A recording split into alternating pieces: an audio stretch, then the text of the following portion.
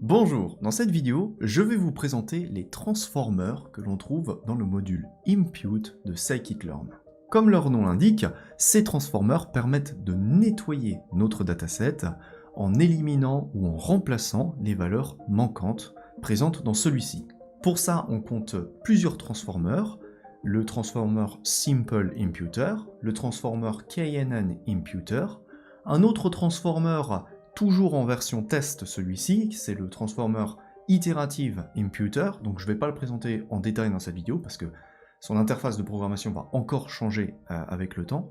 Et pour finir, un dernier transformer assez intéressant, le transformer Missing Indicator. Pour commencer, je vais vous présenter le transformer le plus simple à comprendre, il s'agit de Simple Imputer.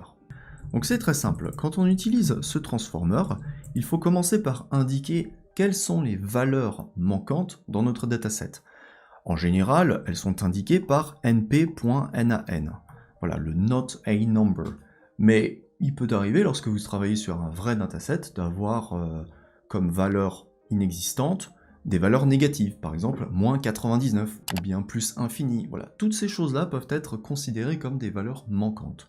Donc ça va être votre travail d'identifier quelles valeurs manquantes vous cherchez à nettoyer. Donc vous pouvez créer plusieurs séries de Simple Imputer pour filtrer plusieurs types de variables. Et une fois que vous avez identifié ces valeurs, ce que vous devez faire, c'est également de définir une stratégie pour remplacer ces valeurs. Donc il existe 4 grandes stratégies. Vous pouvez remplacer les valeurs numériques par la moyenne des valeurs, la médiane des valeurs, les valeurs les plus fréquentes en écrivant most frequent, ou pour finir, vous pouvez aussi remplacer vos valeurs par une constante en précisant après la constante qu'il faut utiliser.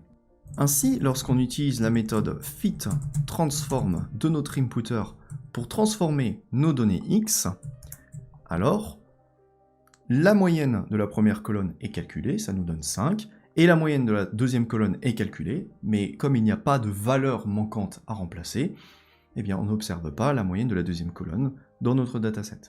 Si par la suite nous avons d'autres données à traiter, par exemple des données du testset, on pourra également utiliser notre transformer, ce qui aura pour effet de remplacer les valeurs manquantes de notre testset par les moyennes qui ont été calculées sur le train set. Ça peut sembler un petit peu étrange parce que dans notre test set, la moyenne de la première colonne n'est pas égale à 5, mais c'est là le principe d'un transformer qui est, rappelez-vous, de traiter l'ensemble de nos données de façon cohérente en traitant toutes données futures de la même manière qu'ont été traitées les données du train set.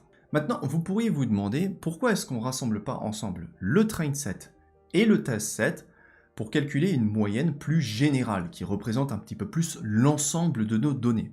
C'est vrai que ça pourrait être une bonne idée.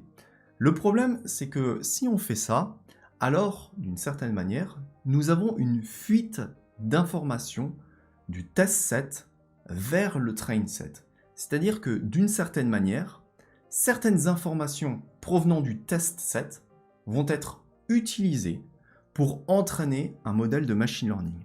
Et rappelez-vous, on a vu dans la vidéo 21/30, c'est-à-dire la vidéo sur la sélection de modèles et l'entraînement de modèles de machine learning, que faire ce genre de choses, eh bien, c'est très mauvais.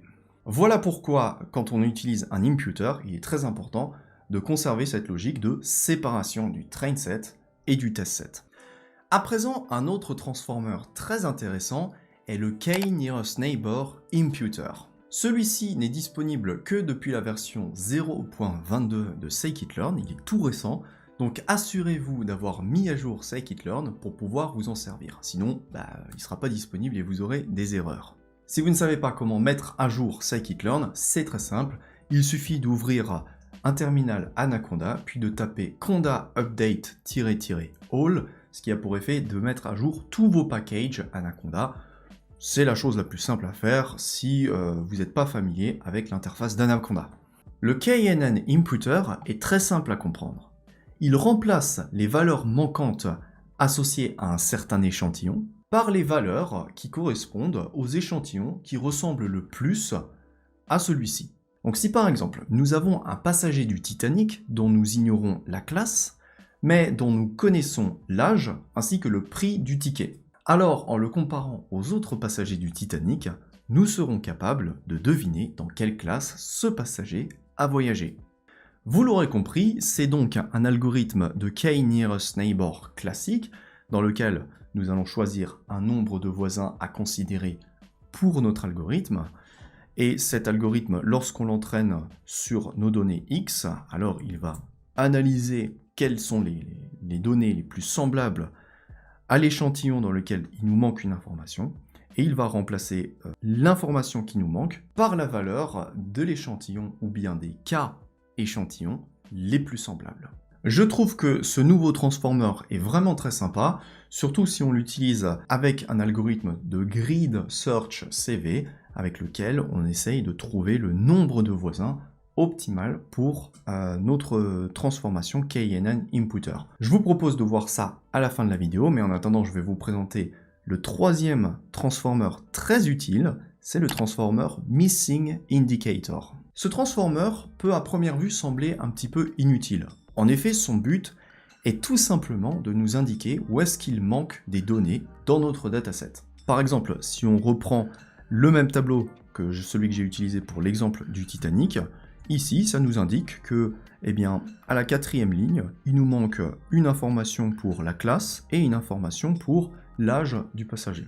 Maintenant, imaginez qu'en fait, cet échantillon ne corresponde pas à un passager, mais à un matelot à bord du navire. Eh bien, il est évident que ce matelot n'a pas payé de ticket et ne voyage pas en première, ni en deuxième, ni en troisième classe. C'est un membre d'équipage. Par conséquent, ça peut être très utile de créer une colonne parallèle dans notre dataset qui pourrait indiquer si oui ou non il nous manque plusieurs informations pour un certain échantillon. Dans notre cas, cette colonne nous indiquerait alors si un certain individu est en fait un passager ou un membre d'équipage. Et pour créer une telle colonne, on peut justement utiliser une des fonctions qu'on avait vues dans la vidéo sur les pipelines avancés, c'est la fonction MakeUnion, qui nous permet de traiter de façon différente plusieurs données dans un dataset, c'est-à-dire les traiter de façon parallèle, puis concaténer nos résultats dans un seul et même tableau. Donc pour ça, ici, on pourrait créer une pipeline avec la fonction MakeUnion, dans laquelle, d'un côté, on pourrait avoir, par exemple, un simple imputer qui remplace nos valeurs manquantes par moins 99, par exemple, auquel cas, donc, on écrirait que notre stratégie est donc égale à constant, puis que notre fill value est quant à elle égale à moins 99. Donc voilà pour notre simple imputer. Et en parallèle, ce qu'on pourrait avoir, ça serait ce missing indicator. Et donc, en traitant nos données avec cette pipeline, on obtiendrait donc le résultat suivant. D'un côté, les colonnes qui ont subi simple imputer, donc on garde nos informations sur la classe du passager ainsi que le prix de son ticket. Et d'un autre côté, le fait que l'individu en question soit plutôt un passager ou plutôt un membre d'équipage. Ce petit exemple est là pour vous montrer qu'il arrive souvent d'avoir des datasets dans lesquels le manque d'informations devient lui-même une information que l'on peut utiliser pour entraîner un modèle. Voilà, vous connaissez à présent les différents transformers présents dans le module Impute de Scikit-learn. Pour finir, j'aimerais vous montrer une application avec ces différents transformers, ce qui va peut-être vous permettre de comprendre dans quelle situation ces transformers peuvent être utiles, plutôt que de simplement utiliser Panda, la fonction par exemple fillNA de Panda, qui permet elle aussi de faire une opération comme Simple Imputer. Donc pour ça, je vous propose de charger le dataset du Titanic et de filtrer un petit peu ce dataset en utilisant seulement la colonne pclass, âge et survived, histoire de simplifier un petit peu l'exemple. À partir de là, on crée un train set ainsi qu'un test set, les choses classiques.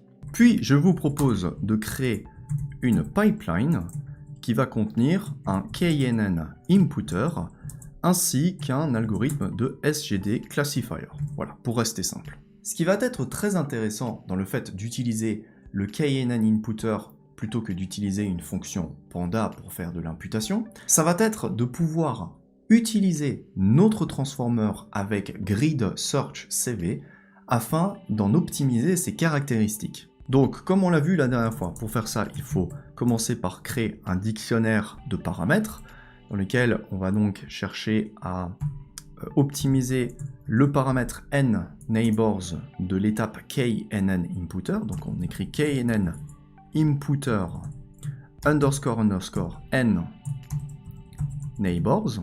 Et ensuite on pourrait rajouter un autre paramètre à optimiser comme un paramètre de sgd classifier. Mais pour rester simple dans cette vidéo, on va juste se concentrer sur le nombre de voisins de notre knn inputter. Donc à partir de là, on peut créer une grid search CV dans laquelle on va faire passer un autre pipeline, donc notre modèle, puis notre dictionnaire de paramètres, donc on écrit paramgrids égale params, puis on va faire passer un nombre de cross-validation, par exemple 5 cross-validation.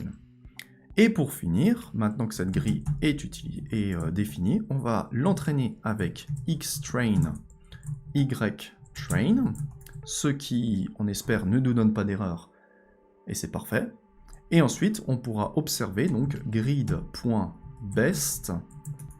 on pourra observer les meilleurs paramètres de notre grille, qui seront donc 3 voisins. Donc voilà, on a pu optimiser le nombre de paramètres pour notre knn inputter grâce à l'algorithme de grid search CV, chose qui ne serait pas possible si on utilisait un autre inputter qui nous vient de Panda, par exemple. Voilà, vous connaissez maintenant les 3 grands transformers du module Impute de Scikit-learn. Si vous avez la moindre question, n'hésitez pas à la laisser en commentaire et je ferai de mon mieux pour vous aider. Et sinon, je vous invite à rejoindre notre page Tipeee, notre serveur Discord. Je vous invite à vous abonner et quant à moi, je vous dis à très vite pour la prochaine vidéo.